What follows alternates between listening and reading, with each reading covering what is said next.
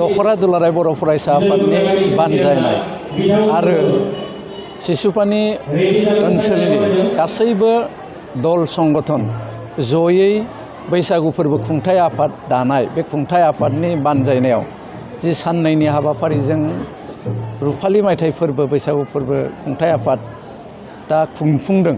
बे खुंफुंनायाव गेवलां मेलनि बेखेवगिरि आलासि महरै बाहागो लानानै आं जोबोद गोजोननाय मोनदों आरो बे हाबाफारिखौ खुंफुंनायनि थाखाय खुंथायाव थानानै खुंफुंनाय बयनिसिमबो आङो खौसेथि बर' सुबुं आफादनि जानानै गोसो गोरबोनिफ्राय साबायखरखौ जासिदों। दिनै नोंथांमोननि बे चेनेलनि गेजेरजों आं मोनसे बाथ्राखौ खौसेथि बर' सुबुं आफादनिफ्राय फोरमायनो लुगैदों।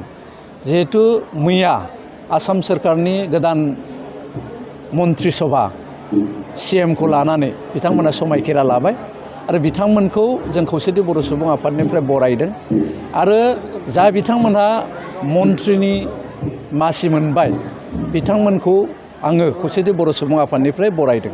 बिसेसके जों जिहेतु गलाघाट समस्तिनि आं सासे सुबुं गलाघाट समस्तिनिफ्राय देरहानानै थांनाय अजन्ता नेवग मेडामा जि मन्त्रिनि बिबान मोननो हाबाय दा बिथांनिसिम साबायखर बावदों आरो बिथांखौ उननि समाव जाहाथे समाजनि थाखाय खामानि मावनो हायो बेनि थाखाय अबंनि खाथियाव आं आर'ज गाबदों।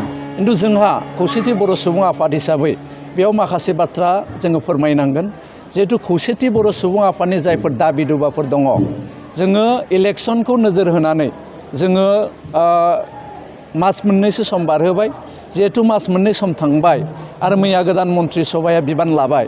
बे गोदान मन्त्रि सभाया बिबान लानाय लोगो लोगो जोंनि जि दाबि दुबाफोर दंमोन बेखौ बिथांमोनहा मावफुंजोबनानै होनायनि बाथ्रा होदोंमोन।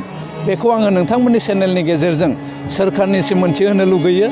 जोंनि बर' कसारि वेलफेयार अट'नमास काउन्सिलनि जि बिसायख'थि खुंनाय बेखौ जुन जुलाइनि मादाव बिथांमोना खुंनानै होगोन होननानै जोंनो खोथा होदोंमोन। आं बे बाथ्राखौ सोरखारनिसिम गोसोखांहोनो लुगैदों आरो मन्त्रि सभाखौ पुर्ण पर्यायाव दाफुंनायनि लोगो लोगो जाहाथे जोंनि मोनफ्रोमबो दाबिफ्रा मावफुंजायो आरो मावफुंनायाव जाहाथे सोरखारा गोसो होयो बेखौ आं नोंथांमोननि चेनेलनि गेजेरजों खावलायनो लुगैयो।